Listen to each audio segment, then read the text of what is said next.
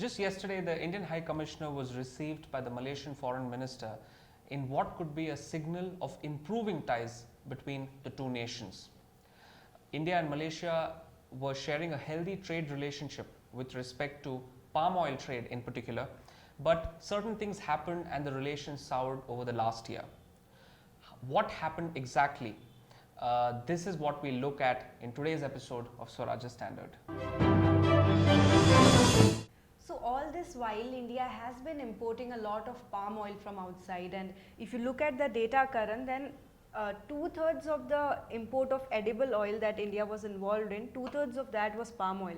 Right. And particularly from Malaysia, if you look at it, then India was Malaysia's top palm oil importing market since 2014. Right. So if you look at it, then India also tried building better relations with Malaysia in terms of palm oil shipments, because India signed an agreement with Malaysia called Malaysia-India Comprehensive Economic Cooperation Agreement, in short MICECA. So according to this agreement, the trade relations with respect to palm oil improved between the two countries, because MICECA allowed duty concessions for palm oil imports. Right, from Malaysia. In India, yeah, particularly with respect to Malaysia, imports from Malaysia. So this allowed a better flow of palm oil into India, and if you look at it in this way, then obviously this was, people were saying that this was little in contrast with what Make in India promotes, because after introduction of MICECA, a lot of our domestic industries, domestic edible oil industries were their capacity was idling. When I say idling capacity, I mean they were not able to utilize their production as much, they were not able to produce much. So if you look at it, then even at the cost of our own industries, we were building up good ties with Malaysia. But then suddenly what happened, that the relationship between the two countries, as you said, soured over the years. Right, so this is very important. There are about 3-4 factors that I'd like to talk to you about. One is, of course, that after the terrorist attacks in Dhaka in 2016, when the terrorists actually claimed Zakir Naik, the Islamic preacher, as their inspiration, India was sort of keen to nab Zakir Naik. Yeah. So they wanted to try him under the anti-terror laws. But after that, he sort of fled to Malaysia and has been there. So India was pressing its demand with Malaysia to extradite Zakir Naik back to India. Yeah. Right? But then there were certain points of contention, because there was a back and forth about India saying, we brought up the issue of Zakir Naik with you, and then the Malaysian PM Mahathir Mohamad saying, no, we never spoke about that. And then later he also backtracked and he said that maybe Zakir Naik is too troublesome for both countries, and that nobody wants him. So there was a lot of this back and forth and a lot of contradiction in statements between the two. Now one is, of course, Zakir Naik. Then there were other things that happened. For instance, the blacklisting of Pakistan by FATF, Financial Action Task Force. There actually you had Malaysia standing by Pakistan, preventing the blacklisting of Pakistan by the FATF. That happened. And then you had the Malaysian Prime Minister's comments, the then Prime Minister's comments against India about CAA and then Kashmir. He, in fact, even at the UNGA, he happened to say that India has invaded the country of Jammu and Kashmir after the abrogation of Article 370, right? So a bunch of these factors together was sort of testing India's patience with respect to its relations with Malaysia. Right?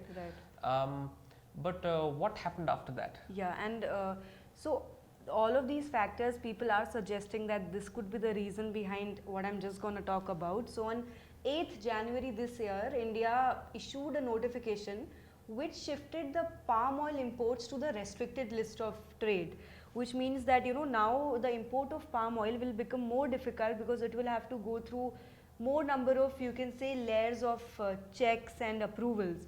So shifting palm oil from, because as I told you, there was a free flow kind of palm oil, now it being shifted to restricted items. So people are suggesting that this was to retaliate what all happened from the side of Malaysia. Right. But as you can see, this was a good sign for the domestic industries that we have here. But before our industries could celebrate, there was another twist to this entire scenario. So can we talk about that, Karan? Yes, so this is quite interesting actually, because after it was added to the restriction list, that is the refined palm oil was added to the restricted list and the import policy was amended, what happened was that obviously if you wanted to import palm oil from say Malaysia or Indonesia, which are our top markets, the importers needed to take the permission of the DGFT, which is the Directorate General of Foreign Trade, right? So there was an application form that they had to fill up and submit to him. Now, on this application form, what had to be filled in was the country of origin. Where do you want to import the palm oil from? Right. So it's very curious that about 100 applications were received, and it so happened that the country of origin on pretty much all those forms was Indonesia, right? So in terms of the applications approved, you had about 100 of them, and which amounted to about 1.1 million tons of palm oil being imported from Indonesia alone, and nothing at all from Malaysia. So it's very clear that India was sort of trying to respond to Malaysia because of the factors that I enumerated before, which clearly displeased India. But in this, there was an opportunity also, because now that all this trade was going to Indonesia, India and Indonesia also had an opportunity on a different front. Maybe Purva can talk about that. Yeah, so talking about the opportunity apart from the palm oil shipments between India and Indonesia, so current Indonesia, if you look at Indonesia's import of raw sugar, then it usually imports from Thailand, Australia and Brazil. But this year the production had gotten affected, and that's why Indonesia did not have enough raw sugar to import. So there was a hidden layer of opportunity here for India as well, because India has surplus of raw sugar that are there in the industries waiting to for people to like India kind of wanted to get rid of it. So what happened here is Indonesia was in desperate need of raw sugar. India had surplus of it. So this is where they thought we could balance it properly. So Indonesia demanded duty parity for its palm oil shipments and offered to buy raw sugar as a counter offer.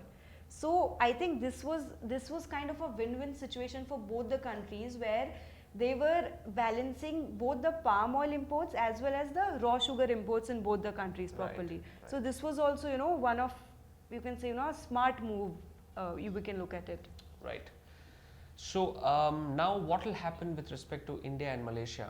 Obviously, as you all know, the then Malaysian Prime Minister stepped down from his post and a new Prime Minister was instated, and he has his new ministers in place, and they are all very keen to re-evaluate and rebuild the ties with India. One of the ministers also made it clear that he wanted to send a delegation to India as soon as possible to fix ties.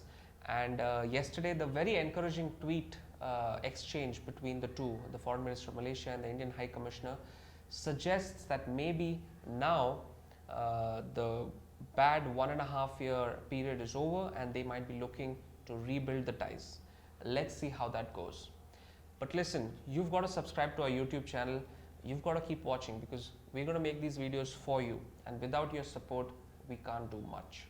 Thank you for watching.